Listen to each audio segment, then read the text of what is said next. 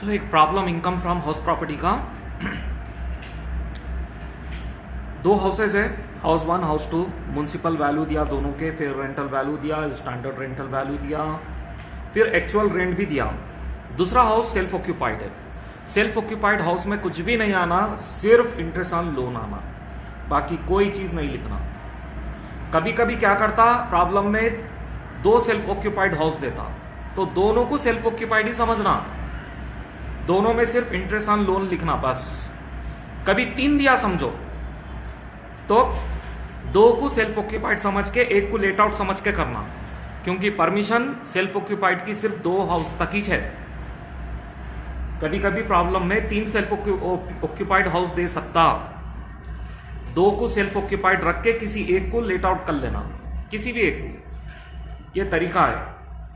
खैर ये प्रॉब्लम में तो एक है सो सेल्फ ऑक्यूपाइड है, एक है सो लेट आउट है, उन्हें क्लियर मेंशन कर दिया। तब ये घर का तो सब कुछ करना हम कैलकुलेशन, लेकिन इसका सिर्फ इंटरेस्ट ऑन लोन लिखना। तो अब ये प्रॉब्लम कैसा करना, चलो मैं बतलाता हूँ। तो खास बात क्या है, म्युनिसिपल वैल्यू है, फिर रेंटल वैल्यू, स्टैंडर्ड है, एक्चुअल है, डेट ऑफ कंस्ट्रक्शन दिया 2001-2015, ये भी बहुत मायने रखती बात। अगर ऐसा प्रॉब्लम में डेट ऑफ कंस्ट्रक्शन की डेट मेंशन करा तो प्री कंस्ट्रक्शन इंटरेस्ट भी दे सकता। अगर interest on pre construction loan दिया तो 2000 से 15 से भी पुराना अगर कभी कुछ है तो उसका interest on pre construction loan नहीं लेना। रूल क्या है, पिछले 5 साल तक का अगर पुराना मकान है तब interest on pre construction loan ले सकते, वो भी 1/5 करने के बाद। तो इसका तो हम लेंगे, लेकिन इसका लेने की जरूरत नहीं है, ये 2001 का है।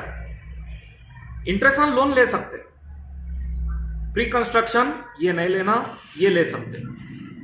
वैकेंसी पीरियड जो दिया वो एक्चुअल रेंट पे अप्लाई करना।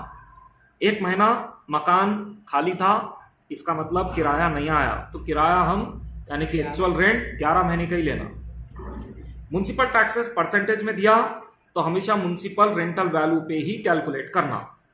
तो ये प्रॉब्लम है, अब मैं करके बतलाता हूं आपको, देखो। तो सबसे पहले फर्स्ट हाउस का हम सब करेंगे, पूरा कैलकुलेशन करेंगे कंप्लीट। यही फॉर्मेट है इसका, इससे हटके कुछ भी नहीं आने वाला है।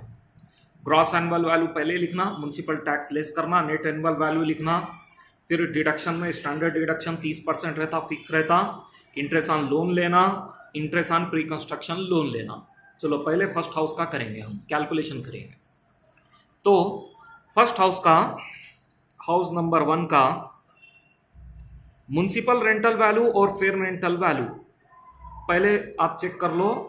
तो म्युनिसिपल रेंटल वैल्यू है 8 लाख और फेयर रेंटल वैल्यू है 9 लाख। इन दोनों में जो भी बढ़कर है वो कहलाता नोशनल वैल्यू या notional rent. Higher notional rent वो है 9 लाख। अब इसको कंपेयर करते हैं अगले स्टेप में, 9 लाख को कंपेयर करते हैं स्टैंडर्ड रेंटल वैल्यू से। प्रॉब्लम में स्टैंडर्ड रेंटल वैल्यू है 10 लाख। अब इन दोनों में जो कम है वो लेते हैं, इसको बोलते हैं एक्सपेक्टेड रेंटल वैल्यू। ये क्या रहता, जो कम है वो रहता, यानी कि अगेन 9 लाख। अब इसको कंपेयर करते, जो भी आया तुम्हारा एक्सपेक्टेड रेंटल वैल्यू जो कि 9 लाख आया, कंपेयर करते एक्चुअल रेंटल वैल्यू से।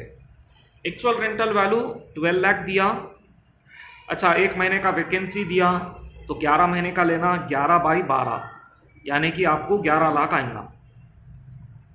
अब इन दोनों में जो भी बढ़कर है वो लेना। वैसे अगर कभी प्रॉब्लम वैकेंसी का है तो एक्चुअल रेंटल वैल्यू ही लिया जाता। बहरहाल इन दोनों में जो भी बढ़ के है वो ले लेंगे। एक्चुअल रेंटल वैल्यू 11 लाख है, वो ले लेना। यही है आपका ग्रॉस एनुअल वैल्यू 11 लाख। तो ग्रॉस एनुअल वैल्यू हो गया 11 लाख। और म्युनिसिपल टैक्सेस की जहां तक सवाल है, म्युनिसिपल टैक्स 10% दिया और वो 10% म्युनिसिपल रेंटल वैल्यू पे निकालना। म्युनिसिपल रेंटल वैल्यू आपका 8 लाख है, 8 लाख का 10% क्या होता?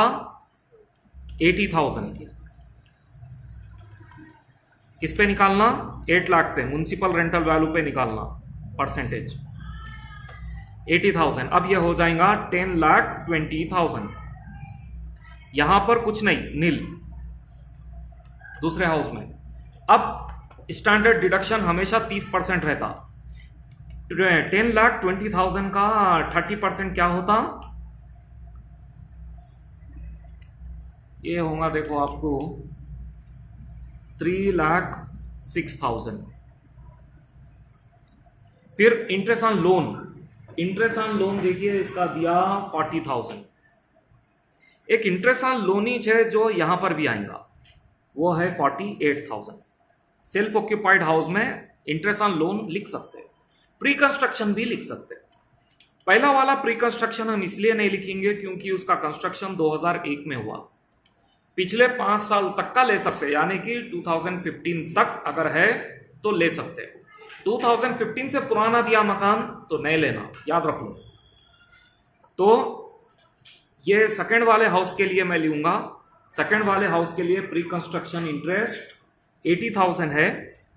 80,000 को डिवाइडेड बाई 5 करके 16,000 आएगा, वो हम लेंगे। अब 10,20,000 में से अगर आप 3,06,000 और 40,000 लेस कर देंगे तो क्या आएगा? 6,74,000। और ये तो पूरा नेगेटिव हो जाएगा, ये आएगा आपको 64,000। ये हो गया income from house property. Income from house property.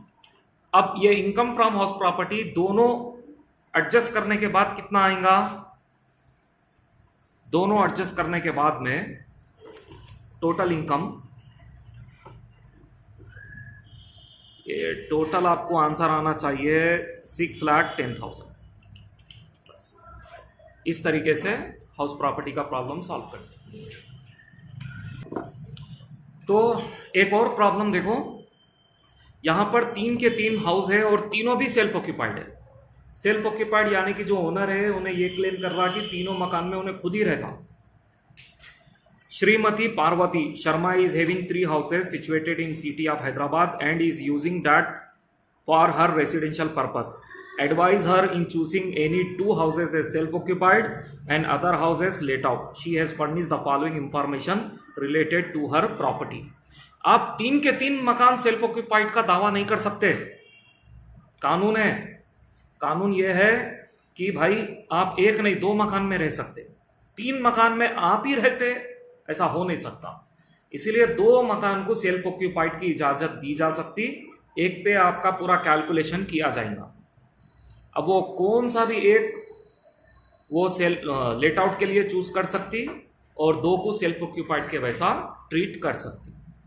तो यहां पर जो सॉल्यूशन किया गया उसमें अगले 2 मकान को सेल्फ ऑक्यूपाइड समझकर पहले मकान को लेट आउट की तरह किया गया। लेट आउट की तरह किया गया इसीलिए यहाँ पर जीएबी निकाला गया, म्युनिसिपल टैक्स लेस करके एनएवी निकाला गया, net annual value, standard deduction 30% और इंटरेस्ट ऑन लोन परसेंटेज में दिया इसीलिए 10% दिया, वो 10%। बाकी सब में सिर्फ इंटरेस्ट ऑन लोन लिखा गया क्योंकि सेल्फ ऑक्यूपाइड में सिर्फ इंटरेस्ट ऑन लोन ही लेते। तो ये प्रॉब्लम में पहला वाला मकान फेयर मार्केट वैल्यू और म्युनिसिपल रेंटल वैल्यू में जो भी बढ़ के है वो ले लेते। तो इन दोनों में 2 लाख बढ़ के है, तो फर्स्ट हाउस का 2 लाख ले लिया गया। जहां तक म्युनिसिपल टैक्स की बात है 20,000 उन्हें दिया, वो लेस कर दिए तो 1,80,000 आया। फिर इसका ही 30% निकालने पर 54,000 आया, 54,000। फिर इंटरेस्ट ऑन लोन का सवाल जहां तक है तो प्रॉब्लम में मेंशन करा कि सबके ऊपर 10% है, वो भी रिपेयर के ऊपर है। तो पहले मकान का इंटरेस्ट ऑन लोन आ गया 10,000, दूसरे मकान का 12,000, तीसरे मकान का 18,000, क्योंकि सेल्फ ऑक्यूपाइड का टोटल 30,000 से ज्यादा नहीं होना, ये रूल है। अगर रिपेयर पे है तो अगर ये रिपेयर नहीं होता तो लिखा जाता था पूरा 42, लेकिन ये रिपेयर है इसीलिए 30,000 तक की लिमिट है। तो ऑलरेडी 12,000 इसमें लिख दिया गया, तो इसमें पूरा 42 नहीं लिख सकते, सिर्फ 18 तक लिख सकते। अब 12 और 18 मिलके हो गए 30,000, ऐसा है।